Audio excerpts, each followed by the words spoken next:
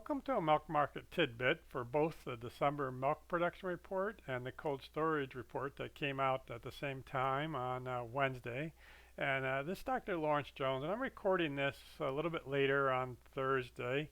Just needed some time to think everything through. So the milk production report is normally the first report that comes out, and it's followed up by the cold storage report and the dairy products report.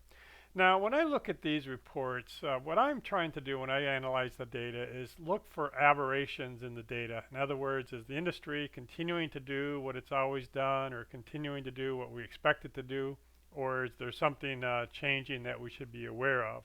So that's probably a unique perspective on how I analyze this data. So let's start with the milk production report, and that gives us cow numbers, and probably that is the least relevant data in the entire report because the cow numbers by itself don't tell you anything. But it came down about 1,000 cows, so pretty flat from last month, and we've been declining for quite a while. They did adjust the numbers, so we did have a slight uptick here, but more or less we've been declining, from this peak up here. And the question is, how many cows do we need? We're still not down to where we had the good prices in 2019, but we're down from the highs that we had in 2018. Personally, I'm about a 9.4 million cow person. I think we're going to be truing this up with the cattle inventory report at the end of the month, and we'll see how it comes together. And we got to remember that USDA will tell you that the mean squared error on their estimates are about 20,000 at any given time. So the fact that it was down only 1,000 cows from last month could be plus or minus 20,000 actually. Now this comes on the heel of the USDA slaughter data. I did get the latest data today from the 13th of January. That was after a couple holiday short weeks, and what was interesting to me is that this did not significantly increase. We look at last year, this was New Year's and Christmas, and we had these much higher values afterwards. So very much a downward trend on slaughter data. And the graph that you're looking at, I did go back and true up for all the changes that USDA made to actual cow numbers. And the reason I say cow numbers are probably the least relevant is when you start looking at milk per cow increasing at 1% per year, you don't need nearly as many cows as you used to have.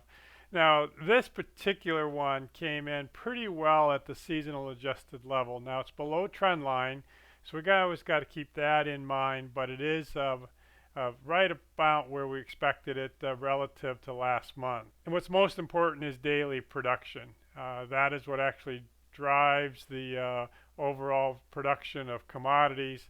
And again, the people making cheese, the people that are making butter really don't care how many cows they are, just want to know how much milk is coming in the front door.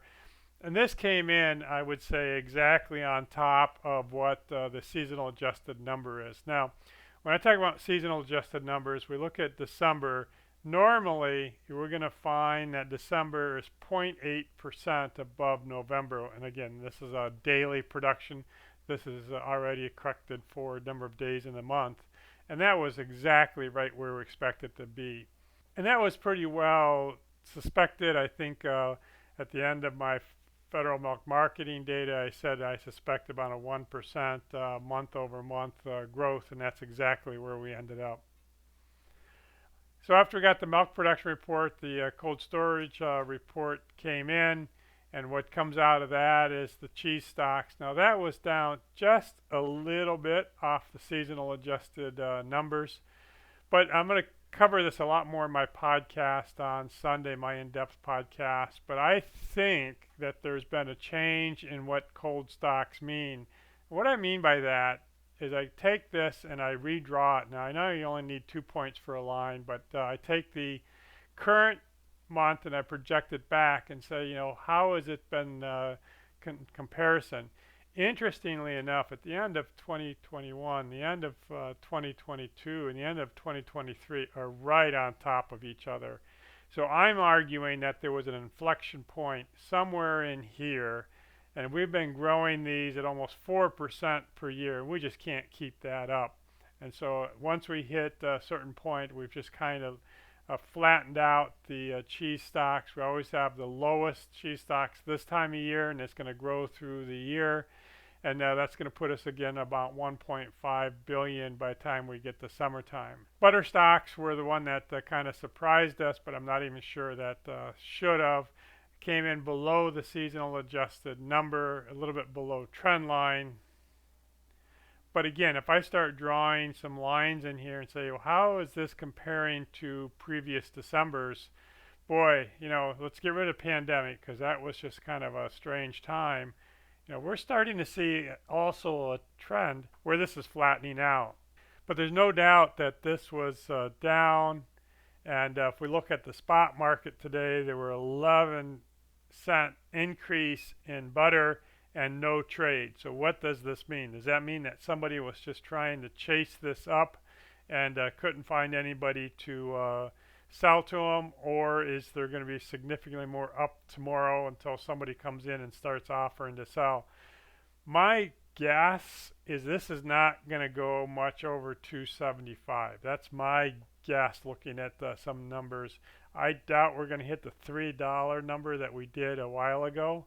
So we'll sit and watch this. But now adding insult to injury on all of that is the February, March, April, May, June, and July numbers were all limit up. We increased the butter prices by 7.5 cents, and so tomorrow we're going to have limit up on class 4 butter and non-fat dry melt. These two reports were the big highlight for Wednesday, and then this next week we're going to have the class and component numbers, the agricultural prices, which will give us percent fat and corn prices.